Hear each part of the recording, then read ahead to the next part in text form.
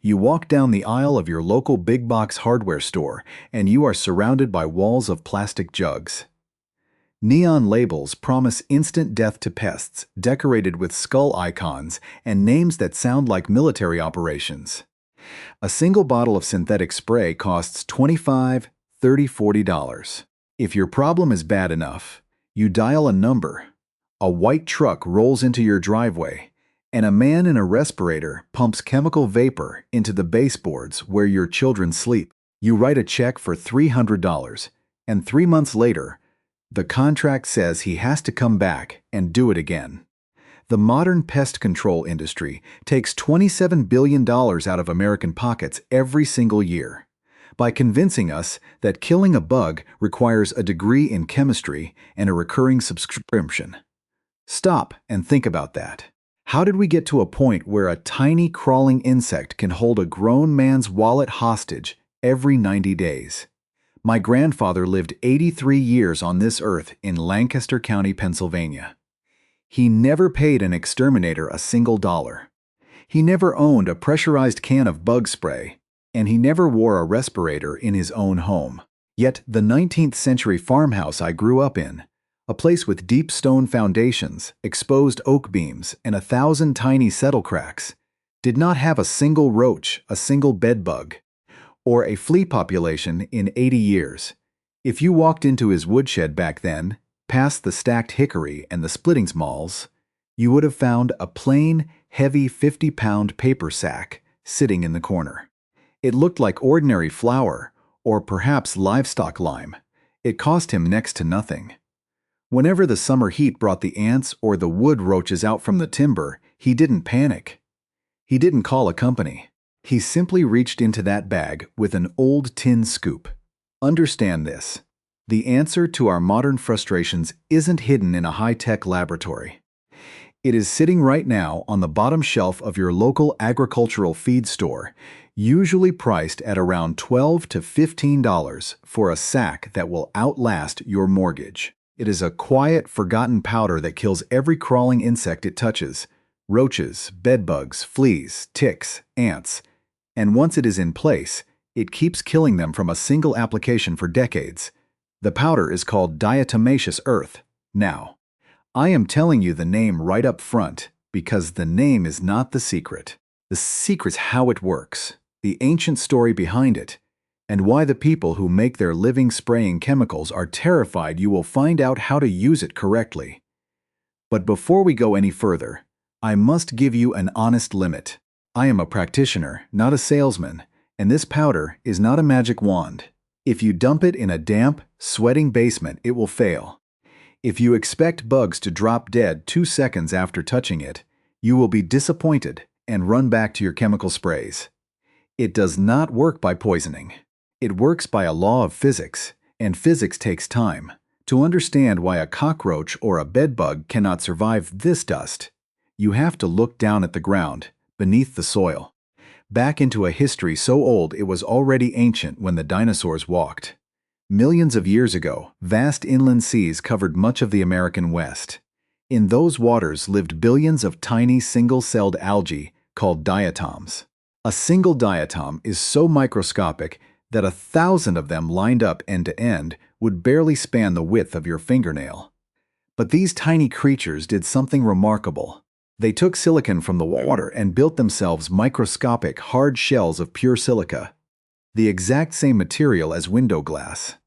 When the diatoms died, their soft bodies washed away, but their tiny glass skeletons drifted down, settling on the ancient sea floors. Over millennia, these skeletons piled up into massive, chalky white deposits hundreds of feet thick. When you reach into that 50-pound feed sack, you are holding the crushed, powdery remnants of those ancient glass-walled lives. To your bare hand, the powder feels incredibly soft, like talc or cornstarch. It mimics innocence. But if you were to place a pinch of it under a powerful microscope, you would see something terrifying. It doesn't look like powder at all.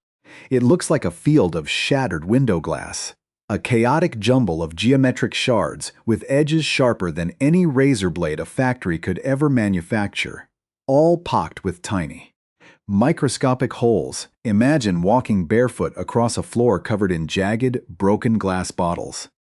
That is exactly what happens to an insect when it steps into a thin film of this dust. Every insect on this planet is sealed against the world by a microscopically thin layer of wax on its outer shell.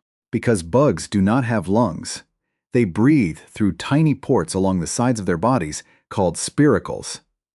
They depend entirely on that waxy coat to keep their internal moisture from evaporating. The moment a bug crawls through this powder, the razor-sharp glass edges score and slice straight through that protective wax. Then, those thousands of tiny holes in the silica particles go to work. They act like microscopic sponges, wicking the natural oils and moisture right out of the insect's body, pulling it into the dust the way a paper towel drinks up a spill on your kitchen counter. The bug doesn't get poisoned. It simply dries out from the inside. It turns into a raisin. Think about what that means for resistance. When an exterminator sprays a chemical poison, a few roaches or bedbugs in that apartment happen to carry a rare gene that lets them break down the toxin. They survive, they breed, and within a few generations, the chemical becomes useless water. It is a biological arms race that the chemical companies are currently losing. In fact, modern research shows that bedbugs in major American cities are now completely immune to standard professional sprays. But there is no gene for surviving broken glass. A bug cannot produce an enzyme to unslash its own shell, any more than a man can evolve an immunity to a sword. This mechanical destruction is why diatomaceous earth has been used since the mid-19th century, without a single documented case of an insect developing resistance anywhere in the world. It is cheap. It is permanent. It is completely non-toxic to a human hand. So why isn't every exterminator using it? Why does the big box store dedicate 3 whole aisles to chemicals that lose 90% of their strength within 90 days? While this $12 sack stays hidden at the feed mill? The answer is colder and simpler than you think. It comes down to a fundamental conflict between a traditional tool that lasts forever and a modern economic system that requires you to keep paying. I want to show you exactly how my grandfather applied this in our farmhouse, the specific tools he used to get that invisible, deadly film behind the baseboards, and the precise steps you need to follow this weekend to clear your own kitchen without ever breathing a cloud of dust. Now, let us step out of the history and into your own home. Before you touch a grain of this powder, there is one non-negotiable rule you must understand. If you ignore this, nothing else I tell you will matter. You must buy the food-grade variety, go to the feed store, or look online and read the label carefully. It must explicitly state food grade or amorphous silica. If you see a bag meant for swimming pool filters, do not touch it. Pool-grade powder has been heated to over 2,000 degrees in a process called calcining, which turns those soft, harmless shapes into sharp crystalline silica. That kind will scar your lungs if you breathe it. Food-grade powder, on the other hand, is so gentle that the FDA allows farmers to mix it directly into cattle feed to keep it from clumping. It is safe enough to handle with your bare hands, but we must still treat it with the respect that old knowledge demands. Let us gather what we need. You will need your sack of food-grade diatomaceous earth.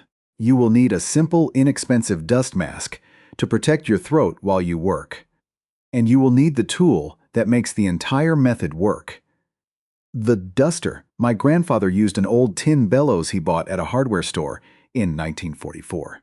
Today, you can buy a small rubber bulb duster online for about $15. Or you can do what I often do, go to a beauty supply shop and buy a $5 plastic squeeze bottle, the kind used for applying hair dye, with a long, narrow plastic tip. Inside that bottle, put a small clean metal nut or a marble. When you shake the bottle, that weight will break up the clumps and keep the powder flowing like fluid. When you open the sack, you will notice there is no chemical smell. It smells faintly of dry earth and stone, like a gravel road after a long summer drought. The texture is incredibly fine. If you rub it between your thumb and forefinger, it feels softer than flour, almost slippery, leaving a chalky white film in the whorls of your fingerprints. Put your mask on. Not because the powder is toxic, but because any fine dust will dry out your throat and make you cough. Now, listen to me closely, because this is where nearly every beginner ruins their efforts. Your instinct when you are angry at the bugs in your house is to dump the powder in thick white lines, like chalk on a football field. You want to see a heavy barrier stop and think about that. A cockroach or an ant is small, but it is not stupid. If a bug walks up to a snowdrift of white dust that sits 1/8 of an inch high, it looks like a mountain. It will simply turn around and find another way into your kitchen. What we want to create is a thin, almost invisible film, a light frost that the bug cannot see or feel as an obstacle. It should walk straight through it without a second thought. To achieve this with your squeeze bottle, fill it only halfway with the dry powder. Shake it so the marble loosens the dust. Hold it upside down, point the nozzle toward the target, and give it a quick, sharp squeeze. What should come out is not a heavy white stream, but a faint, ghostly cloud that settles gently onto the surface. If the surface looks white afterward, you have applied too much. You want it so thin that you can only see it clearly when you tilt your head and let the light catch the dust. Let us start in the kitchen, the heart of any insect problem. We are going to treat the highways and the hiding places, not the open floor. First, walk over to your refrigerator. Unplug it and gently roll it out from the wall. Behind it, you will find a dark, warm space where the compressor motor sits. This is a paradise for roaches. Take your squeeze bottle and puff a light. Even coat across the floorboards and up into the lower frame of the appliance itself, keeping clear of the direct electrical wires. Next, look at your baseboards. Every old house has a tiny gap where the wooden trim meets the floor. Put the tip of your squeeze bottle right into that crack and puff as you walk slowly down the length of the wall. The dust will shoot deep into the wall void where the bugs breed. Do the same beneath your kitchen sink. Take out the cleaning bottles, find where the plumbing pipes pass through the drywall, and puff the powder directly into those dark rings around the copper. That is the highway bugs used to travel between your walls from the basement. Now, let us move to the bedroom, because this is where the fear of bedbugs drives people to desperation. If you have bedbugs, do not throw your mattress away. Take the sheets off. Look at the wooden or metal frame where the slats rest. Bedbugs hide in the tightest cracks they can find, usually where wood meets wood or metal screws tighten into place. Take your duster and drive the powder into every single joint of that frame. Run a thin line along the seams of your mattress and box spring, rubbing it in lightly with a gloved hand until it disappears into the fabric. The bugs that leave the mattress to hunt at night will have no choice but to crawl through that invisible valley of glass shards. If you have a basement with concrete floors that have cracked over the years, or an old cellar with stone walls, walk down there next. Look for the dry corners where the foundation meets the earth. Puff the powder into those settling cracks. But here is the second honest limit of our method. Look at the walls. Are they weeping water? Is there a puddle near the floor drain? Diatomaceous earth only works when it is perfectly dry. The moment a particle of this dust absorbs water, its tiny holes fill up and its razor edges become blunt. It loses its bite completely. If you apply it to a damp surface, it is nothing more than wet mud. Wait for a dry week, or dry the area thoroughly with a fan before you apply, and if a heavy rain floods the space, you must clean up the old paste and reapply fresh. Dry powder once the stone dries out, once the dust settles into that thin film, which takes about an hour. It will stay there. Unlike chemical sprays, it does not evaporate into the air your family breathes. It does not break down from the heat of your kitchen or the sunlight coming through your windows. If it remains undisturbed and dry behind your baseboards, it will still be sharp, dry, and lethal to insects 10, 20, or 50 years from today. You have applied the solution. The house is quiet. But tomorrow morning, You are going to look behind the refrigerator, and you might see a live roach walking right through your dust. You will feel that familiar pang of disappointment. You will think the $12 sack was a waste of money. Understand this and prepare yourself for it.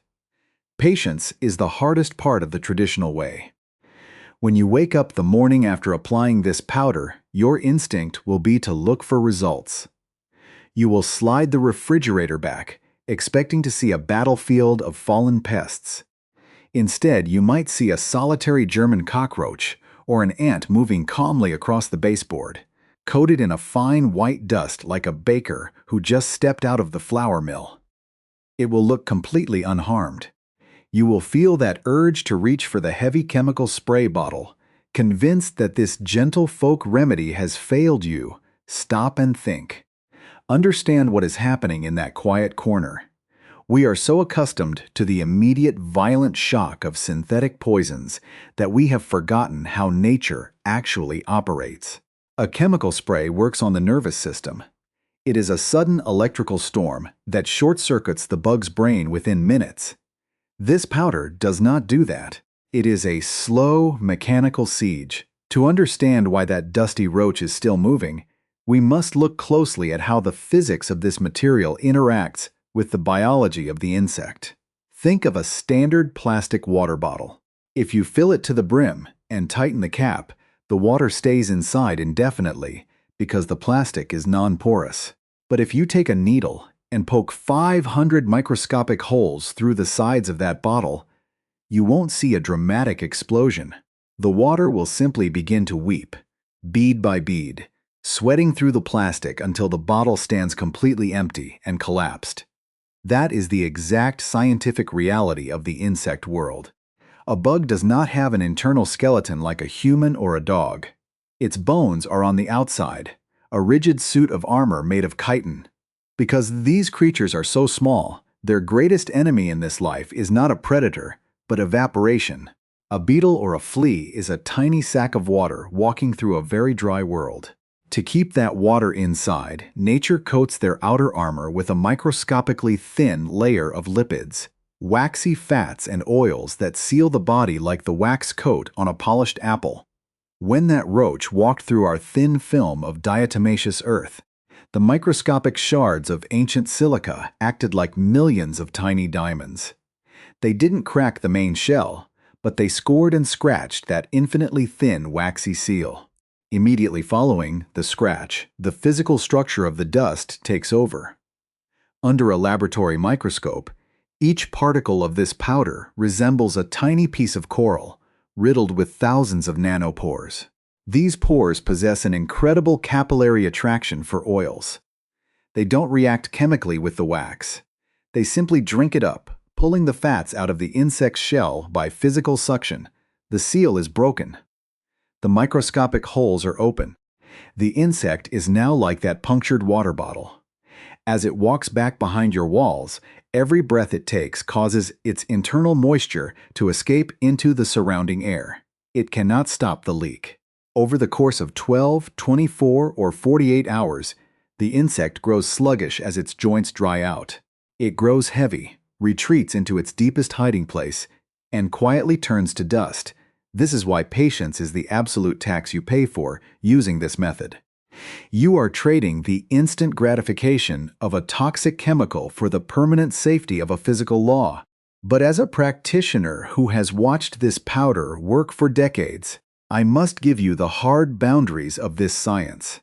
I will not promise you a miracle, because every natural method has its breaking point, and this dust is no exception. First, let us talk about the atmosphere. The biggest limitation of diatomaceous earth is relative humidity. If you live in an arid climate, or if you are treating a heated, dry home in the dead of winter, the powder is at its absolute peak. The surrounding air is thirsty for moisture, which accelerates the drying process of the bug.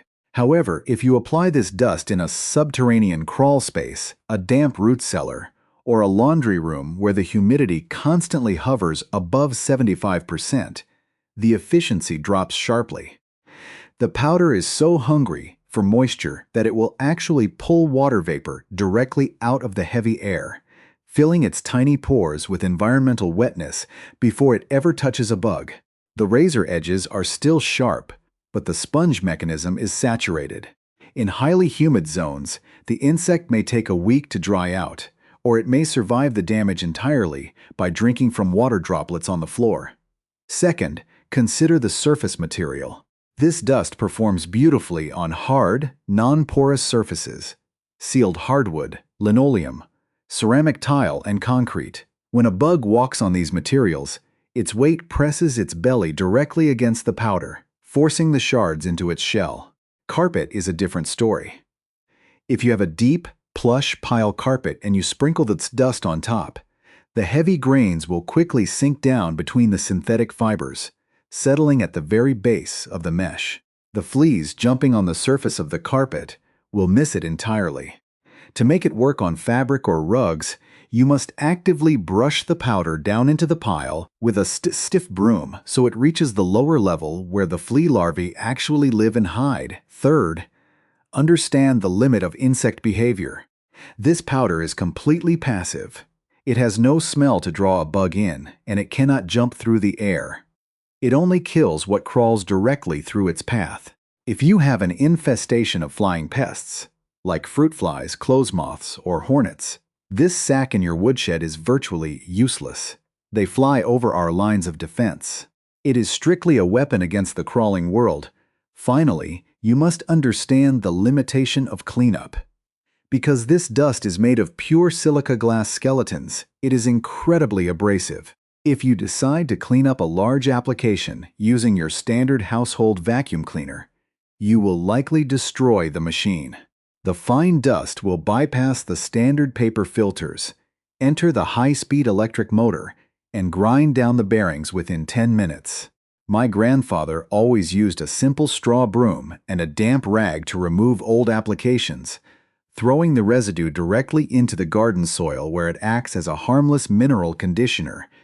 This is the sober reality of the ancient white powder. It demands that you understand your home, that you measure your humidity, and that you match the tool to the specific habit of the pest. It is a method for the thinking man, someone who is willing to observe the cracks in his floors and wait out the natural cycle of the nest. Now that you understand the hidden science of how the glass cuts and the pores dry, and now that you know exactly where the boundaries of this method lie, we must address the final piece of the puzzle. We must look at how you maintain this protection over the long seasons and how you protect the living creatures you actually want in your home, your dogs, your cats, and your children, while keeping the invisible barrier intact. To truly understand the weight of the $12 sack sitting at the feed store today, we must look back at the hands that preserved this knowledge when the rest of the world walked away from it. This is not a new discovery, nor is it an unproven folk myth. It is a line of practical wisdom that stretches back over 2 centuries, quietly documented by the very institutions that modern industry often ignores. Before the synthetic chemical revolution of the 1940s, before the massive corporate advertising campaigns convinced us to spray nerve toxins in our pantries, ordinary people relied on the earth beneath their feet. The earliest recorded uses of diatomaceous earth for agricultural pest control date back to the mid-1800s in Europe and rural America. When the great wave of chemical salesmen swept through rural Pennsylvania in the years following the Second World War, carrying bright pamphlets promising effortless pest control through DDT and chlordane, most of American agriculture threw out their old tools. They embraced the poisons, unaware that each one would in its turn be banned decades later as its dangers became impossible to deny. The plain communities, governed by their traditional codes of self-reliance, simply watched from across the fence lines. They politely sent the chemical salesman on their way and went back to the white powder their grandmothers had used. In the dairy barns of Holmes County, Ohio, home to the largest Amish settlement in the world, This dust has been used to protect livestock from flies and mites continuously since at least 1910. The standard practice, passed down from father to son, was to mix the powder into the bedding straw at a ratio of about 1 pound of dust to 50 pounds of straw. The cows lay in it, the dust clung to their hides, and the fly populations collapsed naturally without a single drop of liquid chemical touching the milk. This is not romantic folklore. It is a matter of institutional record. If you dive into the archives of the Pennsylvania German Cultural Heritage Center, you will find recorded interviews with traditional farmers born at the turn of the 20th century. They describe using old hand-crank flour sifters to coat the roosts and nesting boxes of chicken coops every spring. They noted that every mite, louse, and flea disappeared within a week, allowing the hens to stop scratching and return to laying. At a cost of roughly 30 cents a sack in 1916 money, modern science has spent decades quietly verifying what these traditional practitioners knew by heart. If you look at the agricultural bulletins and extension reports that sit unadvertised in university libraries, the data is unassailable. In the summer of 2009, entomologists from the University of Wisconsin Extension Service were called to an organic dairy farm facing a severe infestation of biting stable flies that had cut milk production by nearly 30%. Refusing synthetic sprays, the researchers applied 12 pounds of food-grade diatomaceous earth to the rafters, gutters, and resting areas. Within 10 days, official sticky trap counts documented a 92% reduction in the fly population, and milk production returned to normal. The entire treatment cost less than $30, while a standard chemical intervention would have run into the hundreds and forced the farmer to discard his milk for weeks. Furthermore, peer-reviewed studies in major scientific publications, such as the Journal of Medical Entomology and the journal Insects, consistently reveal the stark reality of modern pest resistance. In controlled testing against standard professional chemical sprays like deltamethrin, which exterminators charge thousands of dollars to apply for bedbug infestations, the synthetic chemicals failed more than half the time because the insects had evolved a biological immunity to the toxin. In those same concurrent studies, ordinary, unpatented food-grade diatomaceous earth achieved a 100% mortality rate within 10 days. The mechanical reality of the ancient glass skeletons simply cannot be defeated by evolution. Look at the world around you today. We have been conditioned to believe that every problem in our lives requires a complex, expensive, and professional solution. We have been taught to fear simplicity, but the truth is waiting for you on the bottom shelf of the feed mill, wrapped in a plain paper sack, completely indifferent to the multi-billion-dollar industry that wishes you would never look its way. This weekend, I invite you to step out of that cycle of dependency. Take a drive out to your local farm supply store or garden center. Look past the brightly colored plastic jugs of liquid poisons and find the heavy bag that says food grade. Spend the $15. Buy a simple plastic squeeze bottle. Put on a dust mask and walk your own home with an observant eye. Puff that thin, ghostly film into the dark voids behind your baseboards, beneath your refrigerator, and into the hidden spaces where the crawling world travels. Do it with the calm, measured confidence of someone who knows that the laws of physics do not wear out. Be patient for a week or two while the ancient silica does its quiet work. You do not need a service contract to live in peace. You do not need a quarterly subscription to keep your kitchen clean. The knowledge has never truly been lost. It was just waiting for you to look back and claim it. Take your home back, the traditional way, with the simple white powder that has worked for generations, works today, and will keep working long after